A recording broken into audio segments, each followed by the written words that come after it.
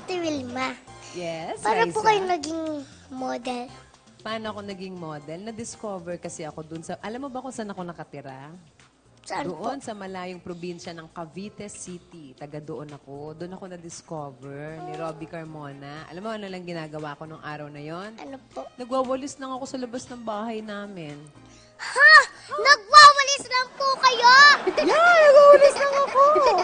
Paano po nangyari yun? Kasi naligaw siya. Tapos doon siya dumaan sa may bahay namin. Ayun, tama-tama. Nagwawalis ako. Nagtanong siya sa akin. Nung nakita niya ako, sabi niya, ang ganda ng babaeng to.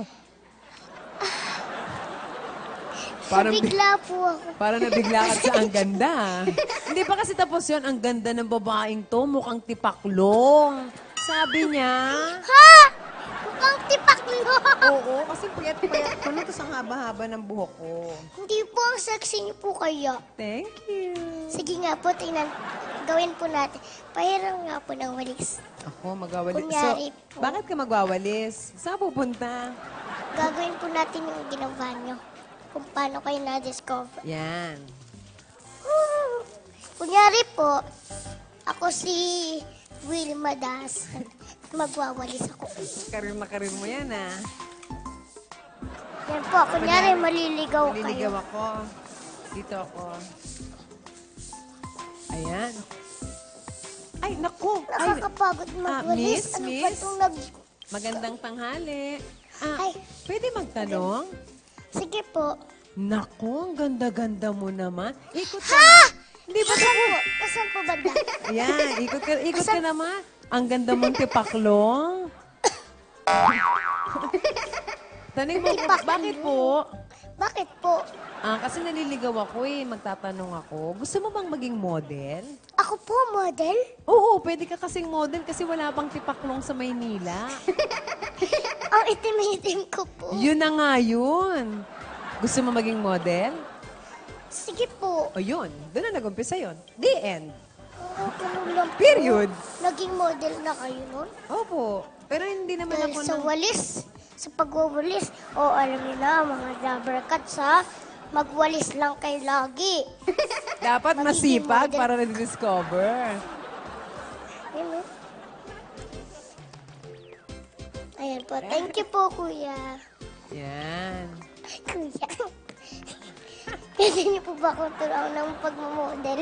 Gusto mo turuan kita? Oo ba? Paano po ba yung tamang paglalakad? Pag model, dalawa yung klase. Isa yung ramp model at saka isa yung commercial or tri-media model. Hindi ako tri-media model, pero nagpipictorial. Ano po yun? Pag tri-media, ito yung magpipictorial ka, mag-endorse ka ng mga produkto, gaganon-ganon ka.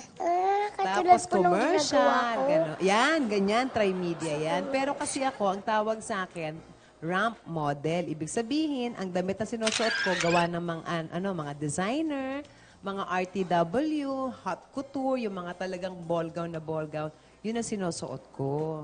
Tapos maglalakad ako sa fashion show. Paano po yung tamang paglakad? Una, dapat, yung leg mo ay Naku. May problema. Ay, may problema po yan.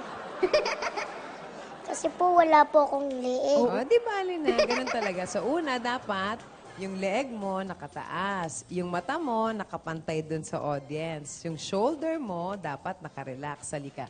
Tuturo ko sa'yo, ha? Bababa ko lang tong mic ko. Sige po. Okay. Unang-una, taas ang ulo. Yan. Tapos yung tiyan, nakatuck in. Yan.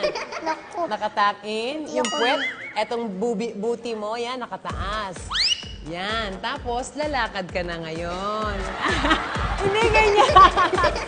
Hindi ganyan. Siyempre, Ay, naku. hinga ka din. Yan. Tapos yung kamay mo dapat gumagalaw. Di ba? Pag naglalakad, nagalaw yung kamay. Yan. Okay. Yan. Taas ulit. Yan. Up. At, lakad ka na. Yan. Sige pa. Sige pa. Manta po. Yan.